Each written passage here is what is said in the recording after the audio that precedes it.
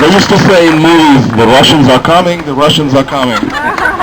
Well, I can assure you the Russians are here. Okay, sorry guys, I don't have a teleprompter, but I do own a printer. Okay, my friends, my fellow patriots. I assume that this is mostly a conservative crowd, but I would like to start by praising liberals. George Washington was a liberal. So also were John Adams, Thomas Jefferson, and James Madison. And so was the greatest liberal of all, Abraham Lincoln. We hear a lot about social justice these days, redistribution of income, and so on.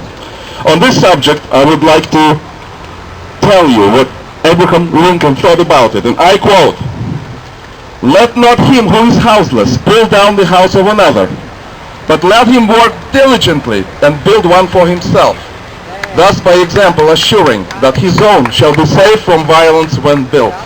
That's Abraham Lincoln on social justice. Can we say that today's liberals subscribe to the same values as the honest Abe? No. Not at all. Instead of believing that we should be free from government dictate, interference, and intrusions, today's liberals believe, on the contrary, that the government is there to save them from life's difficulties. Should we then insult them, berate them, call them names, and yell at them? Not at all. Again, as Abraham Lincoln said about his opponents, we are all brothers. We believe in disagreeing without being disagreeable. But I do believe, and I hope you agree, that we should be able at least to laugh at them. So here it is, the difference between conservatives and liberals. Here we go. If a conservative doesn't like guns, he does not buy one.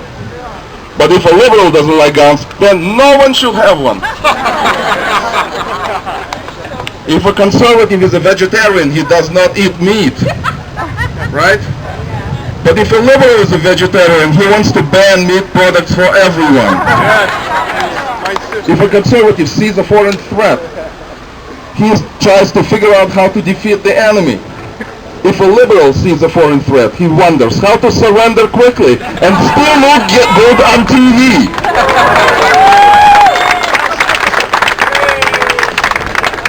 If a poor man is a conservative, he strives to be successful. If a poor man is a liberal, he sees himself as a victim in need of government assistance. If a conservative doesn't like a talk show host, he switches the station. A liberal demands that those he doesn't like be taken off the air. If a conservative is a non-believer, he doesn't attend a church or a synagogue. A liberal, on the other hand, wants all religion to be silenced. If a conservative decides he needs a health care, he goes about shopping for it, or he may try to get a job that provides it. A liberal demands that we pay for his.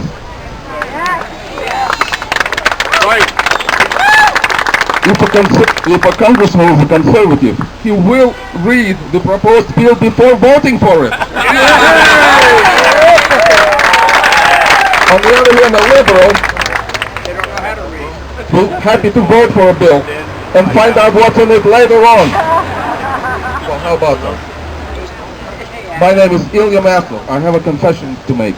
My favorite philosopher is not Mao Zedong, it's not Stalin, it's none of those people.